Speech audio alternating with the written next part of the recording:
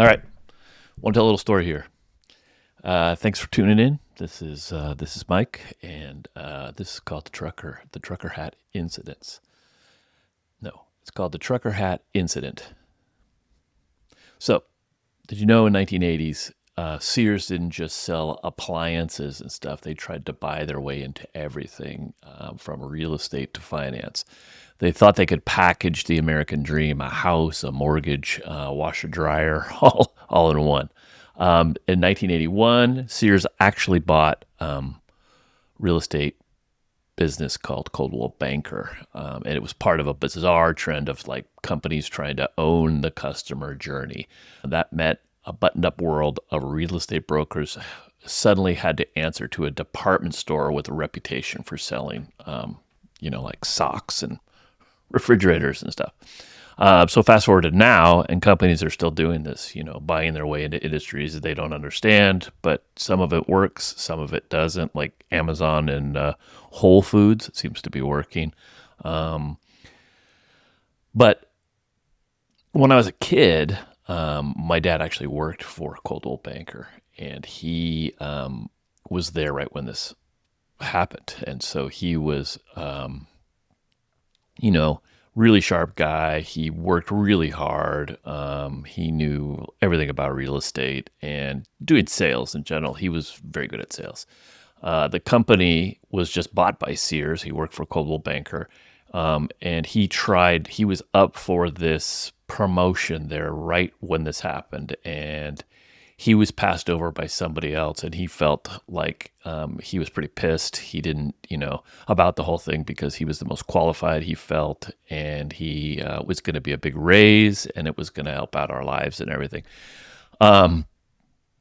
So that happened on a Friday. He didn't get the job. He went in Saturday morning, and he went into the office early in the morning. Nobody's there. It's like a sea of cubicles in this office. I still remember going there. It's like you go up these stairs and it was just cubicles as far as you could see. And then he placed, when Sears bought them, they sent a big box of these trucker hats that said Sears on them. And he took those out of the back office, and he put one on every desk in all those cubicles.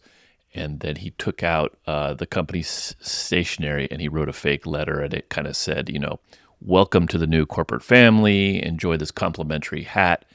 And then also, to continue your employment here, you're required to submit a signed urine sample by the next Tuesday. This is where it's kind of good because the manager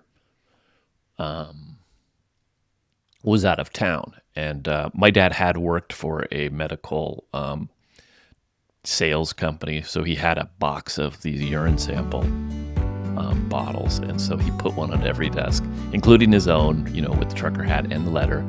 And they had to be returned on Tuesday. But the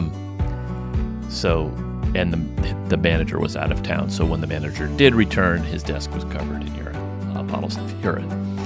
My dad never told a soul that it was him that did this. He just went on like nothing happened and was like, that's how it goes. It kind of taught me a little bit about protest, creativity,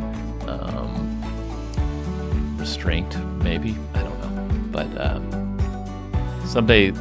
sometimes the best way to deal with being overlooked is just to be unforgettable, quietly, creatively, and with a wicked sense of humor, which my dad had. Sears never lasted in the real estate, but my dad, he was a great guy, and his legend lives on, I guess.